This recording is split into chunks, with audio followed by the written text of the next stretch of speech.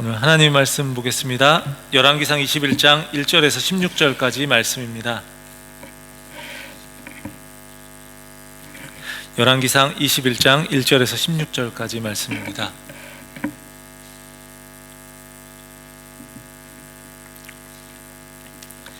열왕기상 21장 1절에서 16절까지 말씀 교독하겠습니다. 그 후에 이 일이 있으니라. 이스라엘 사람 나봇에게 이스라엘에 포도원이 있어 사마리아의 왕 아합의 왕궁에서 가깝더니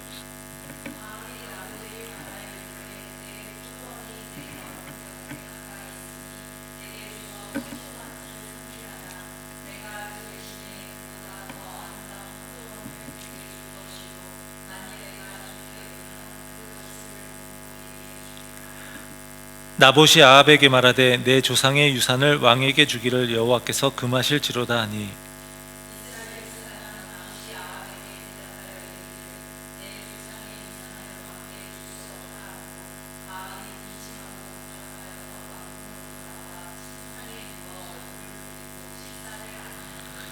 그의 아내 이세벨이 그에게 나와 이르되 왕의 마음에 무엇을 근심하여 식사를 아니하나이까.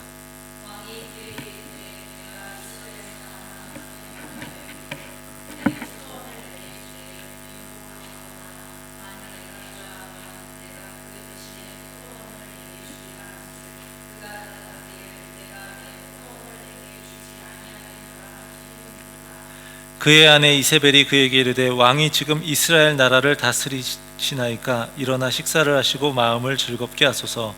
내가 이스라엘 사람 나봇의 포도원을 왕께 드리리이다 하고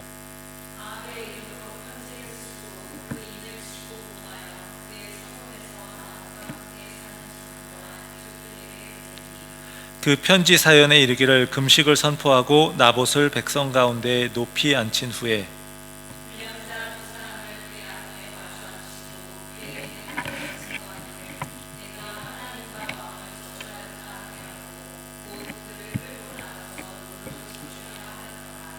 그의 성읍 사람 곧 그의 성읍에 사는 장로와 귀족들이 이세벨의 지시 곧 그가 자기들에게 보낸 편지에 쓴 대로 하여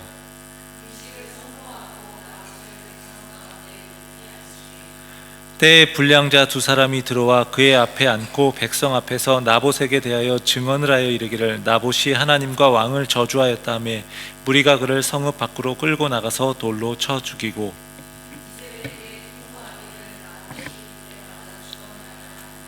이세벨이 나봇이 돌에 맞아 죽었다 함을 듣고 이세벨이 아합에게 이르되 일어나 그 이스라엘 사람 나봇이 돈으로 바꿔주기를 싫어하던 나봇의 포도원을 차지하소서. 나봇이 살아있지 아니하고 죽었나이다.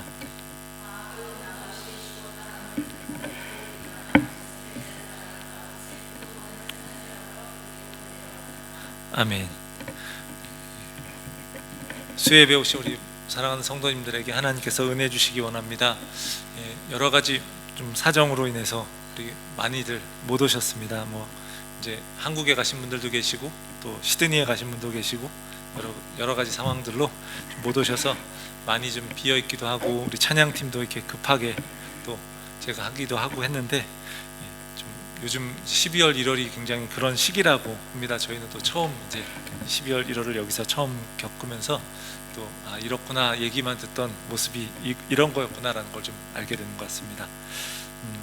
엘리야가요 이스라엘에서 그동안 영적으로 가장 어두웠던 아합 왕의 시대에서 하나님의 말씀을 선포했던 예언자였어요. 그리고 아합 왕이 이방 여인이었던 이세벨을 아내로 맞이하면서 이스라엘을 우상 숭배에 빠지게 함으로써 하나님께 아주 큰 죄를 지었던 이스라엘을 암흑기로 빠뜨렸던 그런 왕이었어요. 그런데 오늘 본문을 보면은요 이제 나봇이라는 사람의 이야기가 나옵니다.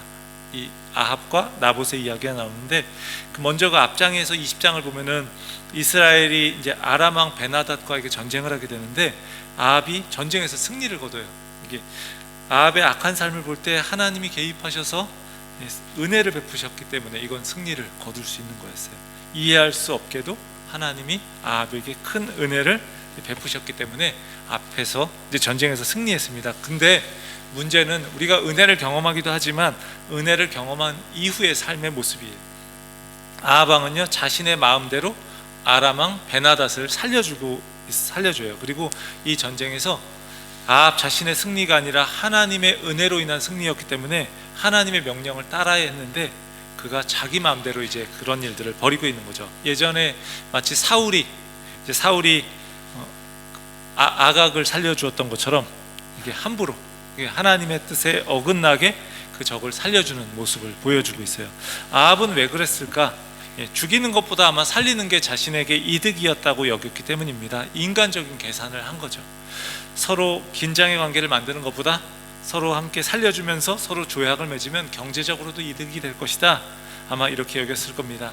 이처럼 아합은요, 하나님의 은혜에 반응하기보다는 자신의 눈앞에 있는 그 이익에 따라 움직이는 사람이었습니다. 하나님의 은혜에 반응해서 그 하나님의 은혜가 이끌고 가는 그런 인생이 바로 하나님의 백성의 삶인데, 이 아합은 자신의 이익에 따라 움직이는 삶이었습니다. 이것은 평소에 잘 나타나지 않을지 모릅니다.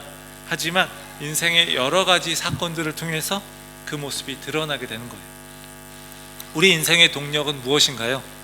평소에는 우리가 잘 모를 수 있지만 우리가 겪는 여러 가지 사건들을 통해서요, 우리는 그것이 무엇인지 깨닫게 되는 거예요. 내가 누구인지도 알게 되고, 우리의 인생의 여러 사건에서 나는 내 인생을 무엇이 끌고 가는가, 이것도 우리는 깨닫게 되는 겁니다. 하나님이 우리에게 겪게 하시는 여러 가지 일들을 통해서 우리는 그것을 알게 되는 거예요. 우리가 어떤 사람인지, 그리고 내가 하나님의 은혜에 이끌림을 받고 살아가는지 아니면 다른 무언가에 이끌려 살아가게 되는지. 오늘 본문에 나오는 나봇의 포도원 사건, 이것은요, 아합의 삶이 어떠한지를 잘 보여주는 사건입니다. 나봇의 포도원은 이스르엘이라고 하는 곳에 있었습니다. 이스르엘은 아합이 머물렀던 또 다른 왕궁의 이름이에요. 왕궁이 있었던 지역이에요. 아합 왕은 이제 두 개의 왕궁이 있었는데, 수도인 사마리아에 그 왕궁이 있었을 것이고, 또 이스라엘이라고 하는 곳에 왕궁이 있었어요. 이스라엘은 사마리아보다는 좀 지대가 좀 낮아서 추운 겨울에 이제 따뜻하게 지낼 수 있는 그런 별궁과 같은 그런 곳이었습니다. 근데 그곳 이스라엘에 나봇이라고 하는 사람이 포도원을 갖고 있었는데, 아합의 왕궁에 있어도 가까웠었고, 또 아합의 생각에 저것을 차지하면 그래서 채소밭으로 가꾸면 굉장히 좋겠다, 이런 생각을 했습니다. 뭐 이런 생각은 누구나 할 수 있을 것 같아요. 그래서 나봇에게 그것을 팔면 대신에 내가 더 아름다운 포도원을 주겠다, 아니면 그 값을 이제 쳐주겠다, 돈으로 주겠다, 이런 이야기를 했어요. 뭐 사실 별 문제가 없어 보이지 않습니까? 이 왕이 이제 그렇게 나한테 이거 주면 내가 더 좋은 포도원 줄게, 돈도 줄게, 이거 별로 문제가 될 것 같지 않아요. 그런데 오늘 본문의 이야기가 이제 이걸로 이제 시작이 됩니다. 나봇이라는 사람의 포도원이 마음에 들어서 그걸 팔면 더 좋은 포도원을 주거나 값을 돈으로 주겠다고 하니까 요즘 같으면 정말 문제되지 않잖아요. 그리고 이게 웬 횡재냐 하고선 이제 팔면 되잖아요. 근데 문제가 간단하지 않습니다. 나봇이 이것을 거절한 겁니다. 왜냐하면 이것이 조상의 유산이고 하나님이 금하신다라는 거예요. 그 말씀에 순종하기 위해서 그는 왕의 요구를 받아들일 수가 없었습니다. 근데 이 사건은요, 하나님의 율법과 왕권이 이게 충돌하게 되는 사건입니다. 그리고 결국 이 문제로 인해서 큰 문제가 터지게 되는 겁니다. 오늘 말씀에 나오는 이 나봇의 포도원, 이 사건을 통해서 우리 자신의 모습도 한번 살펴볼 수 있기를 원합니다. 하나님의 말씀을 어기고 범죄하는 아합과 이세벨의 이 악한 모습, 그리고 하나님의 말씀에 순종하는 나봇의 모습, 이것을 살펴보면서 우리의 삶이 하나님의 은혜에 이끌려서 온전한 순종으로 갈 수 있는 그런 길을 걸어갈 수 있는 그런 삶이 되기를 원합니다. 아합은요, 탐욕에 이끌리는 삶을 살아가고 있었어요. 그러니까 탐욕에 이끌리고 있었어요. 아합이 포도원을 팔도록 했는데 나봇이 왜 거절하고 있는 것일까? 왕이 그것도 그냥 달라고 하는 것도 아니고, 또 더 좋은 포도원을 주거나 값을 치르겠다고 하는데 왜 지금 팔지 않겠다고 하는 것일까? 왕의 제안이 마음에 안 들어서가 아닙니다. 이것은 땅에 대한 하나님의 말씀 때문에 그래요. 그러니까 레위기 25장 23절 말씀을 함께 보겠습니다. 이렇게 이야기합니다. 율법에 토지를 영구히 팔지 말 것은 토지는 다 내 것임이니라. 너희는 거류민이요 동거하는 자로서 나와 함께 있느니라. 그러니까 이 토지를 영원히 팔지 말라는 거예요. 이게 토지는 누구의 것이라고요?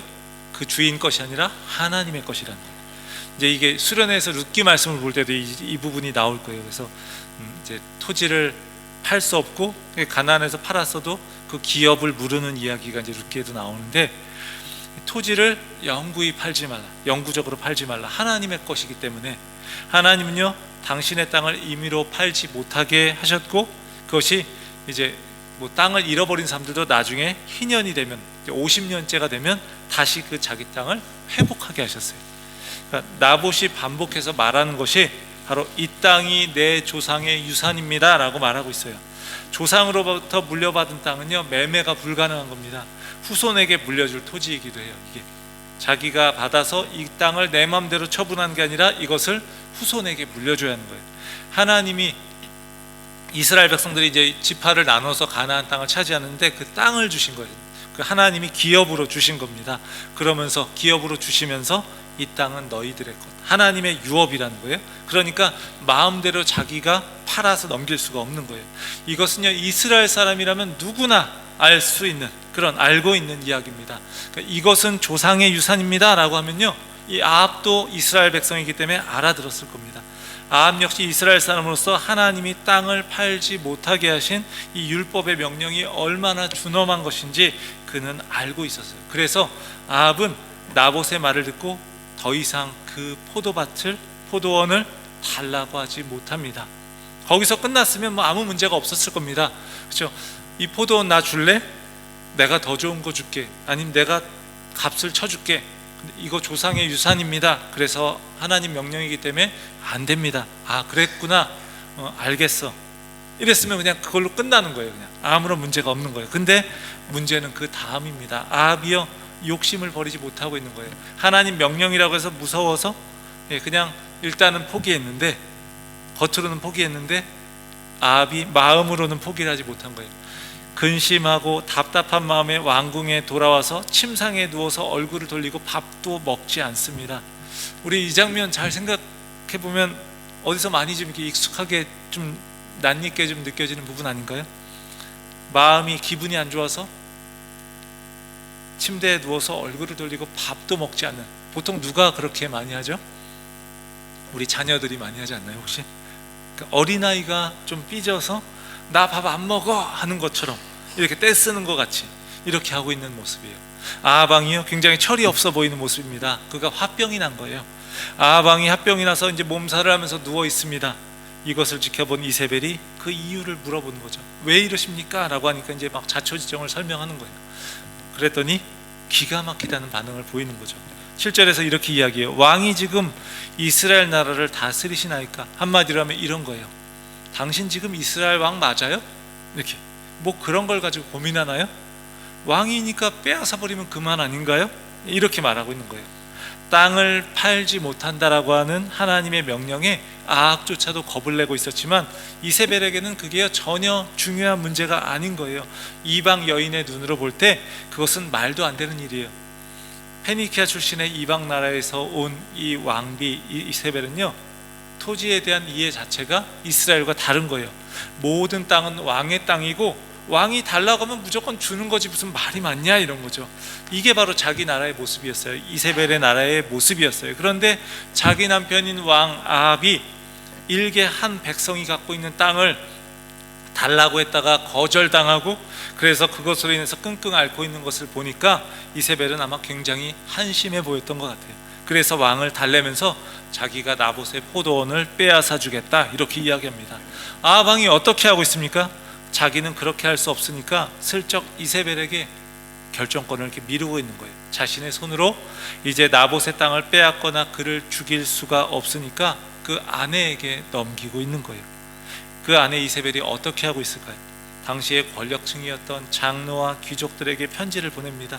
그들 역시 이득을 챙기기 위해서 권력에 붙었고 2명의 증인들을 이제 필요하니까 불량자들을 이제 사서 나봇이 하나님과 왕을 저주했다라고 하면서 돌로 쳐서 죽이는 거예요. 율법을 가장해서 법을 이용해서 살인을 하고 있는 거예요. 결국 나봇은요 하나님과 왕을 저주한 사람이다라는 죄를 뒤집어 쓰고 돌에 맞아 죽게 되었습니다. 그리고 나봇이 이렇게 합법적인 것으로 가장해서 나봇을 사법적으로 살인한 것의 희생자가 되는 거예요. 그리고 대놓고 죄 없는 사람을 죽이면 이제 평판이 안 좋아질 수 있기 때문에 이제 법의 절차대로 하는 척하면서 그 사람에게 죄를 뒤집어 씌우고 사법적으로 죽이는 거죠. 가끔 이제 요즘에도 그런 일들이 많이 있잖아요. 검찰들이 막 이렇게 힘을 가지고 권력을 가지고 이제 그 사람들을 이렇게 놓고서 이제 할 때 자신에게 좀 자신의 편에 있는 사람들에게는 오히려 이제 그 죄가 있어도 그것을 이렇게 좀 증거가 불충분하다든지 뭐 이런 식으로 이야기하면서 그냥 이렇게 풀어주기도 하고, 때로는 또 그 사람들이 자기하고 반대쪽에 있는 사람이다 하면은 정말 별거 아닌 걸 수 있는데 아주 엄격하게 잣대를 적용해서 죄를 만들기도 하고 막 이런 부분들이 많이 있어요. 그러니까 사법적인 살인을 하는 거예요. 합법적인 절차를 가장해서 사법적인 살인을 하고 있는 거예요. 하나님께서 땅을 팔지 말라고 하신 것은 이 가나안 땅 전체가 하나님의 선물이라는 걸 전제로 하고 있는 거예요. 애굽에서 노예 생활하던 이스라엘에게 하나님이 자유를 주셨습니다. 그래서 하나님께서 은혜를 베푸셨습니다. 그리고 그 상징적인 의미가 땅에 있는 거예요. 그러니까 하나님의 은혜로 이 모든 일이 된 것을 안다면 이제 땅을 함부로 팔 수가 없는 겁니다. 아합의 인생은요, 그런데 하나님의 은혜에 이끌림을 받는 게 아니라 탐욕의 이끌림을 받고 있었습니다. 아합에게 중요한 것은요, 자기 자신의 이득이었고 욕심이었어요. 그러니까 그는 이스라엘이라는 하나님의 백성들의 왕이었지만 겉모습만 하나님의 백성이었고요, 이스라엘이었고 실제로는 하나님과 무관한 삶을 살고 있는 거예요. 탐욕에 빠져 있는 삶을 사는 겁니다. 요즘으로 치면요, 교회에 출석해서 예배도 다 참석하고 또 기도도 하고 말씀도 읽는지는 모르지만 삶에서 그냥 삶의 목적이나 삶의 모든 방향은 하나님의 은혜에 이끌려 사는 게 아니라 내가 더 많은 걸 가지고 더 욕심을 채우고 하는 것에 관심이 있는 거죠. 그러니까 겉으로는 그리스도인 같은데 무늬만 그리스도인인 모습, 이게 바로 아합의 모습이라는 거예요. 오늘 본문 뒤에 열왕기상 21장 20절을 보면요, 하나님이 엘리야를 통해서 아합에게 말씀하셔요. 내가 내 자신을 팔아 여호와 보시기에 악을 행하였으므로. 아합에게 그 아합이 자신을 팔아서 악을 행했다라고 이야기하는 거예요. 그러면서 그 뒤에 아합과 그 이세벨은 물론 그 자손들까지 다 죽게 될 것이다 말씀하고 계십니다. 아합이 자신을 팔아서 악을 행했다라고 말하는 겁니다. 그가 탐심을 품고 그 땅을 빼앗으려고 하니까 결국 그 대상에 자신을 팔아 넘겼다는 거예요. 아합은 왕이었고 많은 걸 가졌습니다. 나봇의 포도원은요, 아합이 그게 없다고 해도 크게 문제될 게 없어요. 뭐 있으면 좋겠지만 없다고 해도 못 사는 게 아니에요. 그것이 없으면 살 수 없는 것도 아니고 그저 더 가지면 조금 좋은 정도였다라는 거죠. 그런데 그는요, 탐심에 빠져 있는 겁니다. 탐심을 가진 아합이 나봇의 포도원을 빼앗으려고 수단과 방법을 가리지 않는데 결국 그는요, 탐욕에 자신의 인격과 삶을 팔아넘기고 있는 거예요. 그렇게 그는요, 탐욕의 노예가 되는 비참한 삶을 살아가는 그런 인생이 된 것이에요. 뿐만이 아닙니다. 그의 아내 이세벨이요, 남편의 탐심을 채우기 위해서 함께 악을 저지르고 불법과 거짓과 살인을 저지르게 되는 거죠. 탐심이 죄로 연결되고 자신뿐만 아니라 가족과 주변 사람들까지 모두 살인자와 불법을 행하는 자로 만들어버리고 있는 것입니다. 사랑하는 여러분, 아합 왕은요, 가진 게 참 많이 있었는데 탐심으로 인해서 더 갖기 원했고 또 그것이 엄청난 죄로 이어졌습니다. 왕이어서 충분히 많이 가졌을 텐데 더 가져도 된다는, 나는 왕이니까 더 가져도 돼 라고 하는 그 교만함이요, 더 높으신 왕 하나님의 명령도 교묘하게 이용해서 죄 짓는 데 사용하고 있는 거예요. 여러분의 삶은 무엇이 이끌고 있습니까? 우리의 삶이요, 탐심에 이끌려서 아합과 같이 그것에 자신을 팔아버리는 인생 되지 않기를 원합니다. 하나님은요, 우리는요, 보통 우리가 아합이 아니라고 여길 때가 많아요. 나는 아합 쪽은 아니야 라고 여길 때가 많습니다. 물론 우리도 대놓고 그렇게 나쁜 짓을 하지는 않을 거예요. 하지만 우리도 살아가면서 우리 안에도 아합과 같은 그런 모습들도 있을 수 있다는 거예요. 이렇게 누군가를 뭐 이렇게 죽이거나 뭐 이렇게 하는 그런 일들은 저지르지 않을지라도 탐심에 이끌려서 그 삶이 때로는 다른 것에 그 탐심에 나 자신을 팔아넘기거나 아니면 내 주변까지도 망가뜨릴 수 있는 그런 일들이 우리 가운데도 있을 수 있다는 거예요. 우리가 그것을 늘 경계하면서 하나님의 다스림 안에 살아갈 수 있기를 원합니다. 그 둘째로 나봇은요, 하나님의 은혜의 이끌림을 받는 사람이었습니다. 아합과 대조되는 인물이에요. 그러니까 아합과 대조되는 이 나봇이 왕이 명령하는데 그냥 땅을 팔고 더 좋은 땅을 받거나 돈을 받으면 안 되는 것일까요? 하나님도 그가 힘이 없어서 그랬다고 하면 좀 이해하실 거야. 내가 힘없어서 왕이 요구하니까 어쩔 수 없이 그렇게 팔았습니다 라고 하면 하나님도 이해해 주실 거야 라고 생각하면 좀 문제가 있는 건가요? 그는요, 마치 아주 융통성이 없는 고지식한 사람처럼 보이는지도 모르겠습니다. 그러나 그를 움직이고 있는 것은 바로 하나님의 율법, 하나님의 말씀이라는 거예요. 그는요, 하나님의 은혜가 무엇인지 아는 사람입니다. 자기가 이득을 보아도 하나님의 말씀을 포기할 수 없는 거예요. 왕이 아무리 좋은 조건을 이야기하고 이익을 주겠다라고 이야기해도요, 소용없는 거예요. 하나님께 받은 그 은혜에 이끌려 사는 인생이기 때문에 그는요, 마음대로 그 말씀을 저버릴 수 없는 겁니다. 아합과 그 모습이 너무 대조되고 있습니다. 자신의 이득을 위해서 하나님의 율법을 가지고 교묘히 다른 사람을 법적으로 죄를 뒤집어 씌우고 이게 죽게 하는 그 아합과 이세벨, 그 모습과 달리 그는 하나님의 말씀을 지키기 위해 자신의 목숨까지 내어 걸고 있는 거예요. 나봇은 비록 눈에 띄는 업적을 이룬 건 아닙니다. 그의 삶 전체가 하나님의 말씀을 붙들고요, 삶을 걸었던 그런 인생이에요. 하나님의 은혜에 이끌려 살았던 인생입니다. 하나님의 은혜에 이끌려 사는 인생이었던 이 나봇의 결단에 대해서 이제 성경은 이처럼 한 장에 걸쳐서 굉장히 자세하게 이야기하고 있습니다. 뿐만 아니라 이 나봇을 죽인 아합과 그 집안에 대해서 하나님은 망하게 하신다는 거예요. 아합과 이세벨은요, 나봇을 건드린 게 아니라, 결국은 나봇을 건드린 게 아니라 그가 지키고자 했던 하나님의 율법, 그것을 건드린 것이고요, 결국 그 율법의 주인이신 하나님을 대적한 것입니다. 하나님 결국 나봇의 피값을 받으십니다. 아합에게 심판이 선포됩니다. 열왕기상 21장 20절 21절을 보겠습니다. 아합이 엘리야에게 이르되 내 대적자여 내가 나를 찾았느냐? 대답하되 내가 찾았노라. 내가 내 자신을 팔아 여호와 보시기에 악을 행하였으므로 여호와의 말씀이 내가 재앙을 내게 내려 너를 쓸어버리되 내게 속한 남자는 이스라엘 가운데 매인자나 노인자를 다 멸할 것이요. 이렇게 이야기하고요, 또 이세벨에게도 심판이 선포됩니다. 23, 24절을 보면요, 이세벨에 대하여도 여호와께서 말씀하여 이르시되 개들이 이스라엘 성읍 곁에서 이세벨을 먹을지라. 아합에게 속한 자로서 성읍에서 죽은 자는 개들이 먹고 들에서 죽은 자는 공중의 새가 먹으리라고 하셨느니라니. 아합은 몇 년 후에 전쟁터에서 전사하고요, 그의 피를 개들이 핥아먹게 됩니다. 그리고 훗날 예후에 의해서 이세벨도 비참하게 죽고 그의 집안도 철저하게 망하게 돼요. 나봇은 하나님의 말씀으로 인해 죽었지만 그의 죽음에 대해서 하나님이 다 갚아주시고 계신 거예요.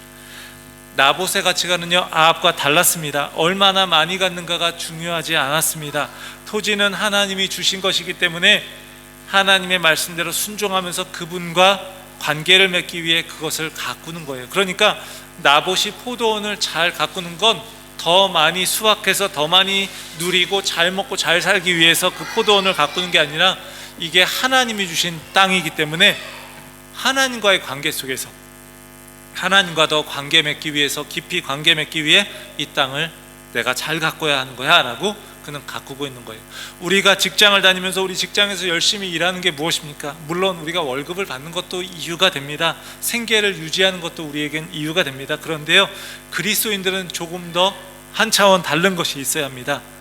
바로 우리가 직장 생활을 하면서 성실하게 그 일들을 감당하고 또 우리가 그 일들을 통해서 최선을 다하는 것은요, 우리가 그걸 통해서 하나님과 관계 맺는 거예요. 하나님과 관계를 더 깊게 하는 거예요. 우리가 열심히 일하고 또 그 직장에서 사회를 위해서 공헌하는 것이 하나님이 만드신 이 세상을 더 아름답게 만들어가는데 또 우리의 한 몸을 바치고 우리의 시간과 물질을 바쳐서 우리가 그 일들을 하는 거예요. 그러니까 그리스도인들에게 있어서는 그런 직장 생활을 하는 것이 그저 단지 돈을 벌기 위한 것 하나뿐이 아니라는 거죠. 그 너머에 또 더 큰 목적이 있다는 거예요. 하나님께서 우리의 인생을 보시면 어떻게 평가하실까요? 무엇을 가지고 판단하실까요? 그것은 한 가지입니다. 우리의 인생이 하나님의 은혜에 이끌려온 삶인가라는 거예요. 우리가 소유가 얼마나 많은지가 아니라 우리의 소유가 어떠하든지 우리의 직분이 어떠하든지 우리가 하나님과 관계 맺는 삶이었는지 하나님의 은혜에 반응하면서 그 말씀에 순종하며 살았던 삶이었는지 이것을 하나님은 우리에게 물으시는 줄 믿습니다. 사랑하는 성도 여러분, 나봇의 삶의 모습을 보면서 우리의 삶의 방향을 돌아볼 수 있기를 원합니다. 눈에 띄는 무언가가 없을지라도 우리가 하나님의 은혜가 없이는 살아갈 수 없는 삶임을 우리가 고백하고 계십니까? 세상에서 주는 그 어떤 것이 아니라 주님이 주시는 그런 참된 평안, 만족, 은혜를 구하고 계십니까? 하나님의 말씀이라는 그 절대적인 진리 그리고 그 원칙 앞에서 우리의 욕망, 탐욕이 멈출 수 있기를 원합니다. 그리고 하나님의 뜻을 구할 수 있기를 원합니다.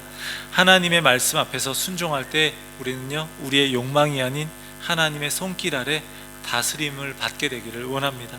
하나님의 은혜에 이끌려 살아가면서 하나님의 말씀을 따라 살아가는 가운데 순종하는 자에게 함께 하시고 동행하시는 그 하나님의 은총이 늘 우리 가운데 충만하게 임하기를 주님의 이름으로 간절히 축원합니다.